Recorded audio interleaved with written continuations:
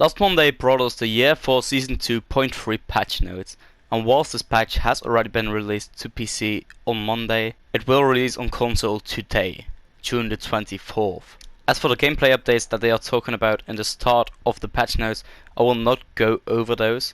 It's just some changes that are coming to reverse friendly fire, so if you want to check those out, go to the description down below and click the link. However, there are some somewhat interesting changes coming to operators.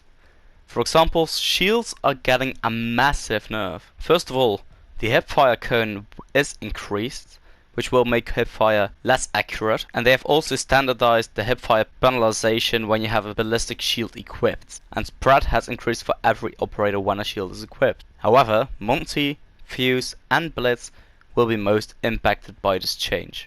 And the worst change to shields in my opinion is the upcoming one, which has to do with the melee attacks, because now performing a melee attack with a ballistic shield equipped will now only injure and down but not out the opponent instead of killing them instantly.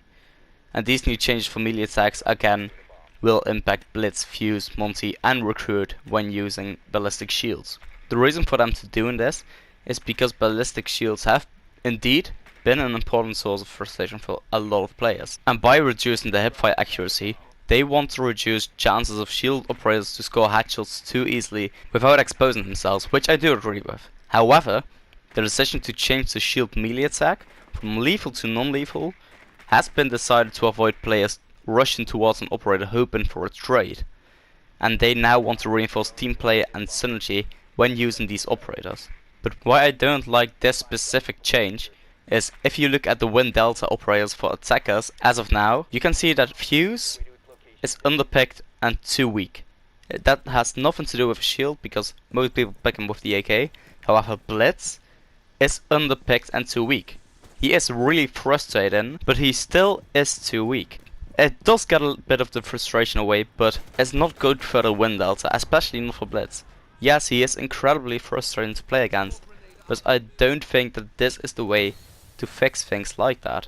They are making shields defensive again, which will make it so that these characters will have a lower win rate. It might not change with Monty because he's more of a team player in usual play. However, their pick rate will probably go down a lot, which for Monty is probably intended, but for Blitz it's a really terrible change. Let's move on to some more operator changes, because Echo is also getting a nerf, which is that his disorientating effect base duration is reduced to 7 seconds, down from a total of 10 seconds. And with this nerf I must agree, because what they also say in the designer notes, Echo appears to be one of the most reliable and efficient anchors in the game now thanks to his intel gathering and plant denial abilities, and they aim at reducing the effect of a sonic burst and are also looking at other options in the future. And they hope that Echo will be less targeted by operator bans by this, as he is quite powerful and at the source of frustration in his current form. And this is correct. Almost every rank game, at least in my experience, you will see Echo banned. On one hand, I can count all the operators that are being banned most times. Blitz, because of frustration. Jackal is banned a lot of times as well. Then there's Echo, and most likely Clash or Cav. Those 5, you will see probably at least 2 of those banned in every rank game. So I don't think this change is too bad for Echo. He will still stay the same, but if you're an Echo main like a friend of mine is, you will really have to adapt to this, because he will be less effective at denying plans. A change coming to Glass is a buff that he does deserve, since he got reworked during update Y4 Season 2, and what they are now doing is that they are reducing the time that it takes to trigger the vision penalty when moving or rotating, which will lower the overall visual penalty when moving. A big buff in this case is that his movement time before complete vision is lost is now 6 seconds, up from 2.5 seconds, which is more than twice the normal time, which is a really good buff. It doesn't make him too strong I think, but also not too underpowered. And the speed at which the vision penalty is applied when rotating has also been slowed down, which I also like. Yubi also admitted in the designer notes that Glass's rework appeared too drastic, and now he is currently underpicked and underpowered, whilst before he was definitely on the overpowered side. and they are planning on tweaking the penalization while moving and to allow him to hold several angles simultaneously, and it will now be possible to rotate your camera up to 120 degrees without any penalty. Moving on to another attacker change, which is Jekyll. He's getting a slight nerf, which will be that the number of pings from his can will be reduced to 4 down from 5, and the time being tracked is because of that reduced by 5 seconds.